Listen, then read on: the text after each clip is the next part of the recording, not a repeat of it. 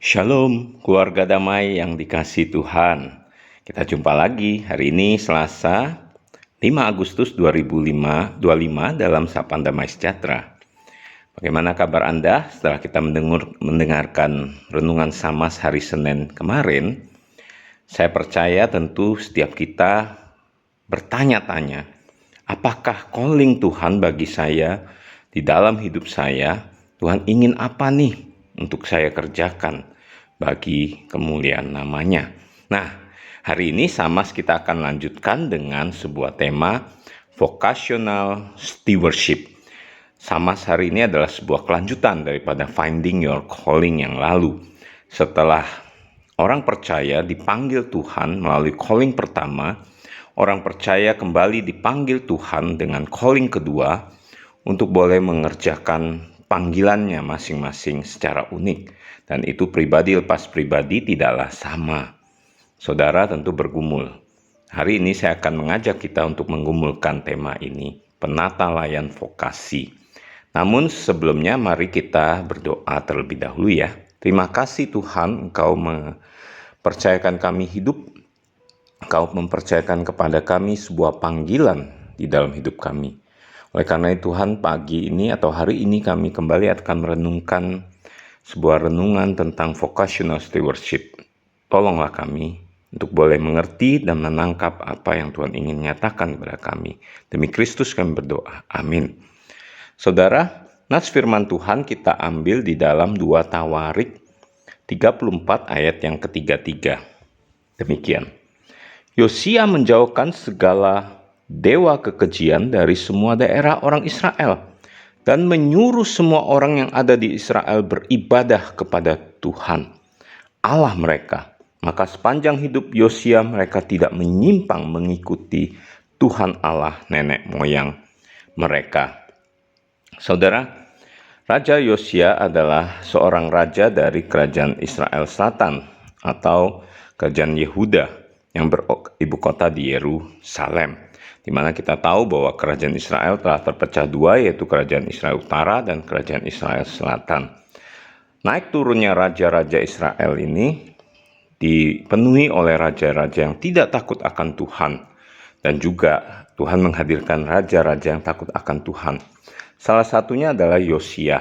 Jadi sebelum kerajaan Israel dibuang ke tanah Babel, Raja Yosia yang masih muda, dia diangkat menjadi raja. Dan raja ini di usia yang masih muda itu mencari Allah. Dan Allah memakai Raja Yosia ini untuk mengembalikan bangsa Israel untuk kembali kepada Tuhan Allah nenek moyang mereka, Yahweh. Oleh karena itu Raja Yosia menjauhkan segala kekejian dari semua daerah Israel.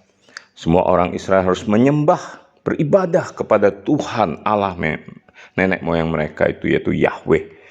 Sehingga mereka tidak menyimpang dan selalu mengikuti Tuhan Allah nenek moyang mereka itu.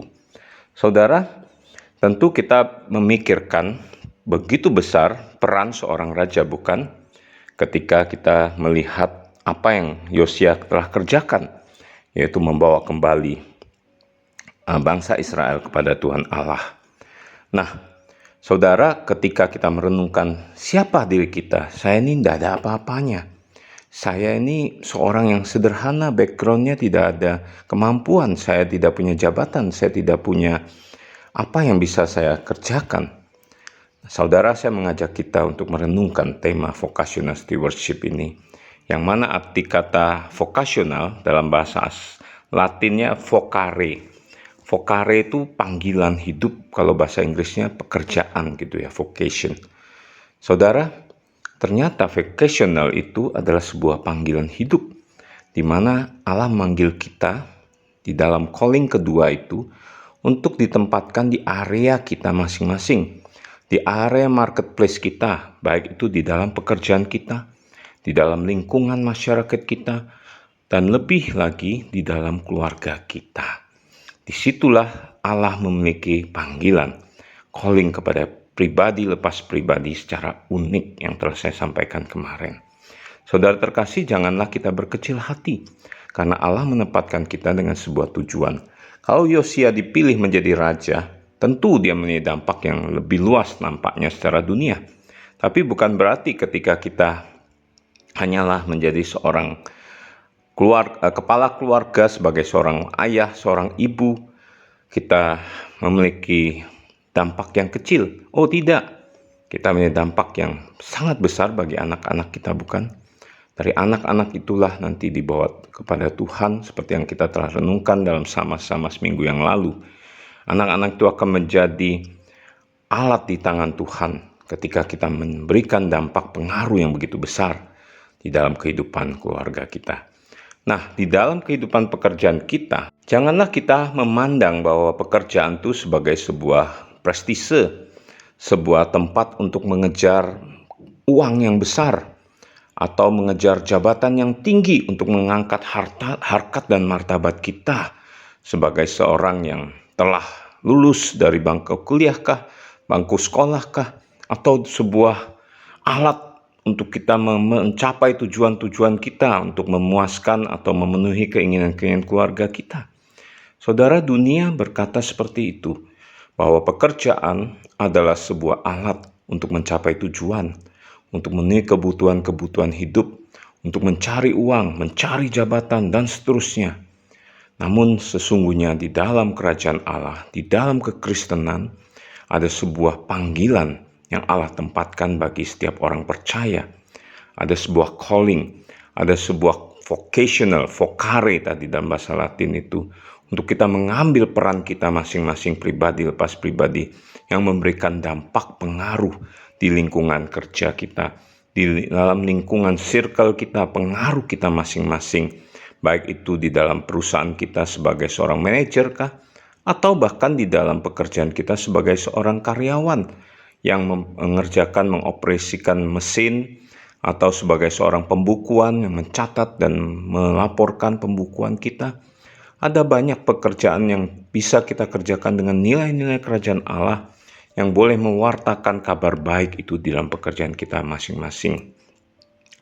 Bila setiap orang Kristen memandang pekerjaannya sebagai sebuah panggilan hidup yang Tuhan titipkan, yang Tuhan percayakan bagi dia, untuk dia menjadi penata layan yang bijaksana, yang penuh hikmat Tuhan, tentu Tuhan akan membawa dia menjadi berkat bagi banyak orang di sekitarnya, baik itu di perusahaannya, baik itu bagi masyarakatnya, baik bagi negeri ini.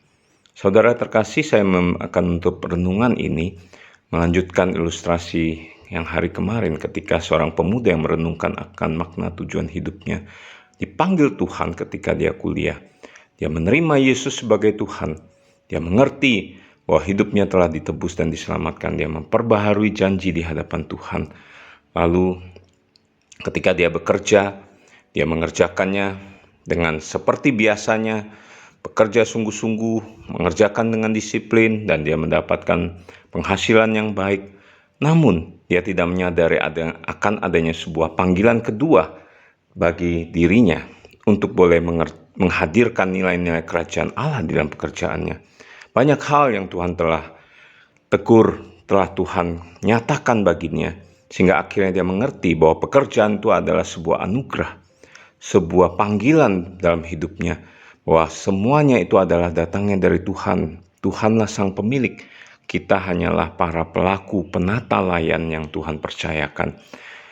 Setiap orang percaya dipanggil untuk itu. Ketika dia menyadari akan hal itu, hidupnya berubah, dipengaruhi oleh nilai-nilai kerajaan Allah, dan di dalam melihat masa depannya, Tuhan mengubahkan dan ingin memakainya menjadi penata layan di dalam panggilan hidupnya untuk boleh menghadirkan nilai-nilai kerajaan Allah. Saudaraku, tentu ini bukan hal yang mudah. Saya tahu tidaklah mudah untuk kita melakukan itu. Tapi percayalah, Roh Tuhan hadir beserta dengan kita. Roh Tuhan menginginkan kita untuk menjadi berkat di dalam kehidupan kita.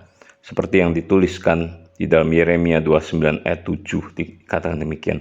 Usahakanlah kesejahteraan kota kemana kamu aku buang, dan berdoalah untuk kota itu kepada Tuhan, sebab kesejahteraannya adalah kesejahteraanmu. Nabi Yeremia adalah nabi yang hidup di antara beberapa raja sebelum kerajaan Israel Selatan terbuang ke bangsa Babel, ke tanah Babel, sampai pada tanah pembuangan. Nabi Yeremia dipakai Tuhan dan dia menyuarakan suara kenabian, yaitu mengusahakan kesejahteraan kota di mana engkau, aku tempatkan, kata Tuhan. Di mana saja setiap kita ditempatkan Tuhan, kita dipanggil untuk membawa kesejahteraan bagi kota itu. Maukah saudara engkau dipakai Tuhan di dalam setiap bagian hidupmu, memenuhi panggilannya sebagai penata layan vokasi di dalam hidupmu? Mari kita berdoa. Terima kasih Tuhan untuk firman-Mu yang sudah kami renungkan bahwa kami adalah penata layan panggilan hidup kami masing-masing, penata layan vokasi yang Tuhan percayakan pada kami.